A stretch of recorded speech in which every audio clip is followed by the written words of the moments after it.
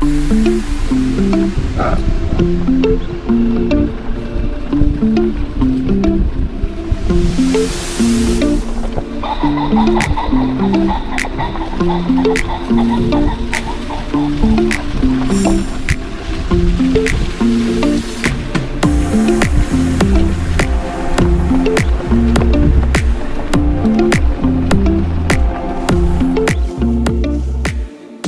guys, welcome back to Year in the Woods. It's early July now, so birds aren't long off. They're going to be with us before we know it, so it's all hands to the pump at the moment. I've got a lot of brush cutting to do. I'm going to clear some of the huge bramble growth that's grown up around the pens, just so we don't inadvertently have any ambush points for any predators as the birds are trying to get back in the pop holes later in the season. But anyway, I just wanted to bring you down and show you where we're getting to with our attempts at cover crop this year. It's been bloody hard work. Most of it's been manual, semi-manual. It's quite a big chunk of ground. It's probably an acre or two that we've been trying to do by hand. Note to self, next year we're definitely going to bring in some bigger machinery, so we don't have to do this by hand. But the theory we had was this was an old bit of miscanthus they put in that was too heavily planted to start with, so birds never really liked it as covers. The miscanthus was far too close together, and then it wasn't really topped and sorted out at the end of every season, so it ended up all matted down.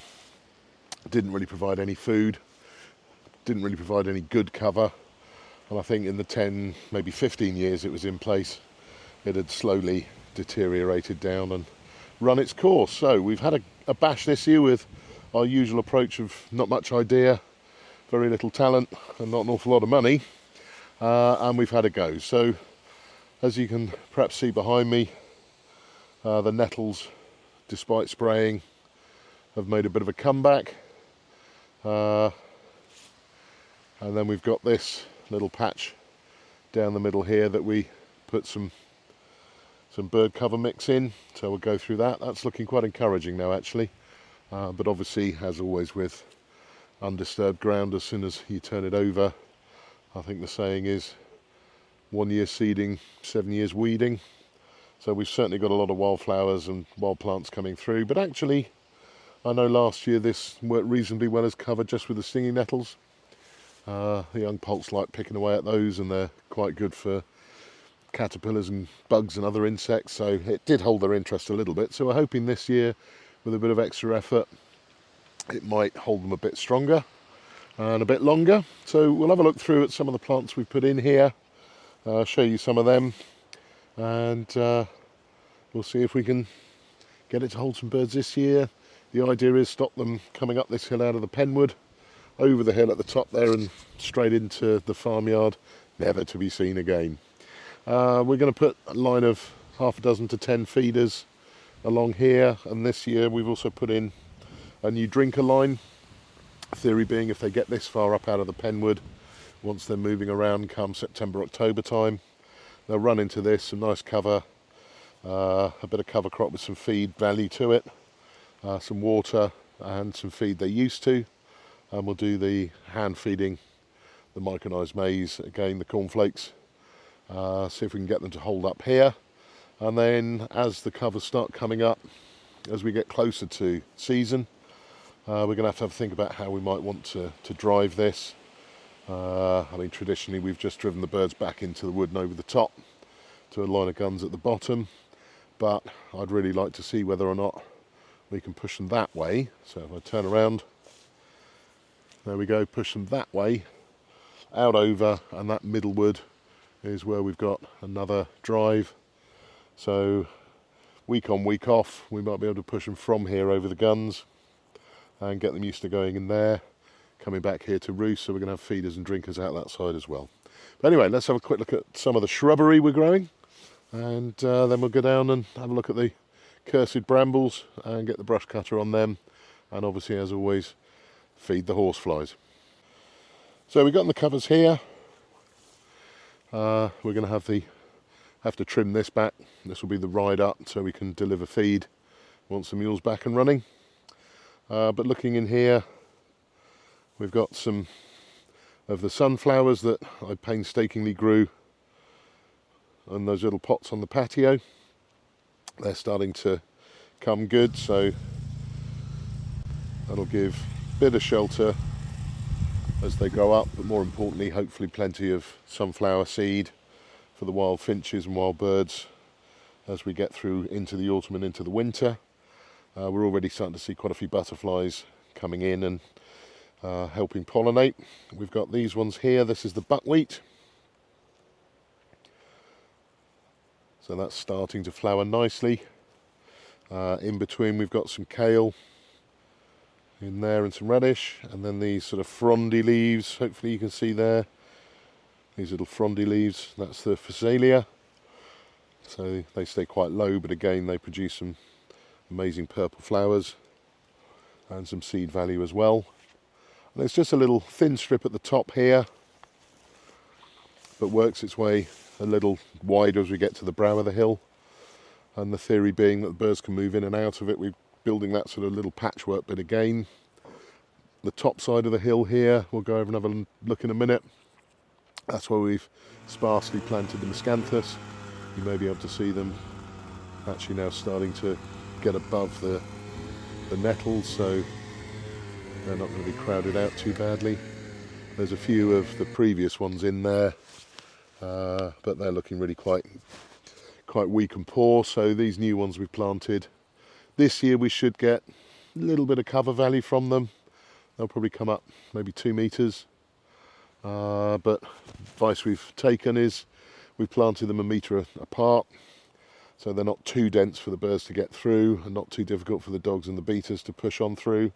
And year on year they should start building the rhizome out, and we'll get more sprouts per plant, and it'll start filling that area out and hopefully start shading out start shading out a little bit of the weed that's under there. So mixed in, we've got some wild seed that's come through. We've got these ones here with that lovely little sort of thumbprint on the leaf. Name for that is a redshank. From what I've read, it's quite similar to the buckwheat, so it'll produce quite hardy, nutty seeds, which the songbirds will like, and hopefully the pheasant will take as well.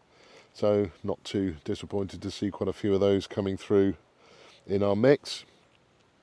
We've got the big obligatory fat hen, and again we've got plenty of that growing through wild.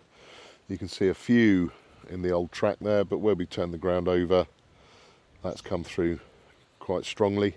And again, they'll produce bountiful seed for the songbirds through the winter. Oh, another little butterfly coming in.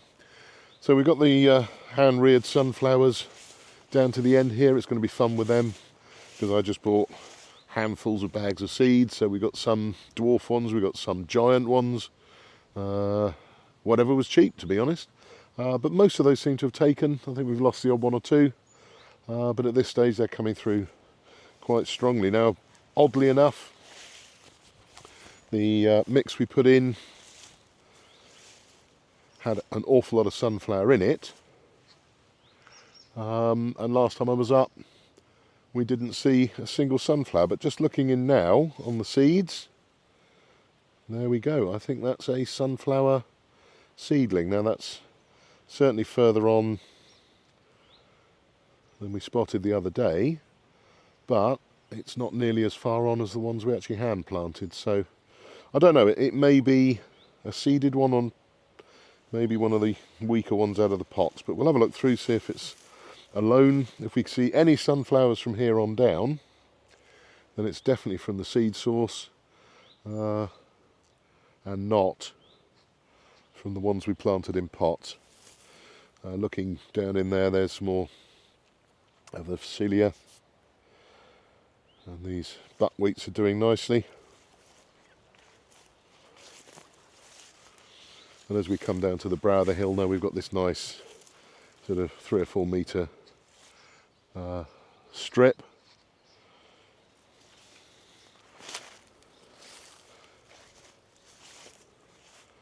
And that's really what we'd like to see year on year. I mean, if we'd have been able to get the bloody machine to work, we'd have put another strip going down this side, so that'll be for next year. So coming in here through our remarkable crop of stingy nettles, we've got some more fat hen, some more redshank, and here you can probably see we've got the miscanthus really starting to put on some growth now.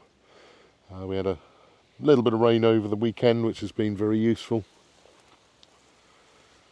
and we've got now a week of sun, temperatures not too high, and hopefully a little bit more rain again towards the end of the week. So we've got pretty much ideal growing conditions. Obviously the conditions are ideal for what we've planted and also what nature planted, but I think having a mix up here is going to teach us a fair bit going forward in the season, and it's just really nice to see that we have some kind of a crop. I think for next year we'll probably have to either put some manure or some fertiliser on here, because this hasn't been touched or treated for 10, 15, maybe 20 years. So it might be a little poor from a soil quality point of view. But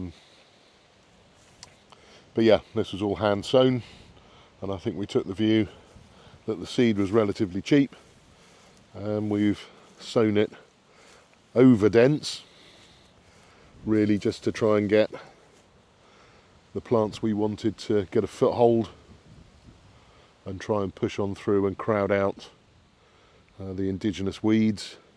And so far it seems to be working, although looking at the colour there, they do seem a touch anemic. We might put some nitrates on later ahead of the next shower of rain, just so we can give them a bit of a boost. But anyway, that's our covers for what they are. It's not a big cover crop area, but it's something we can do some work on over the next few years and try and make the most of. And our job for this winter is getting into that tree border there.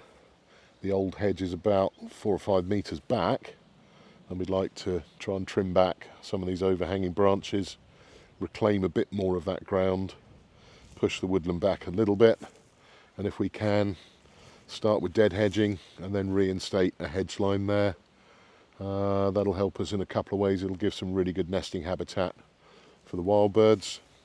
It'll give an extra line of cover for our birds, and it'll also act as a bit of a windbreak for the prevailing westerly wind. So looking up to the west there, and a northwesterly wind will just cut straight through the wood and straight down into the pen. So if we've got a nice little barrier there, it might lift that wind up over the pen, make the pen a bit more appealing. There's some good specimen trees on the front here. We've got lovely beech trees.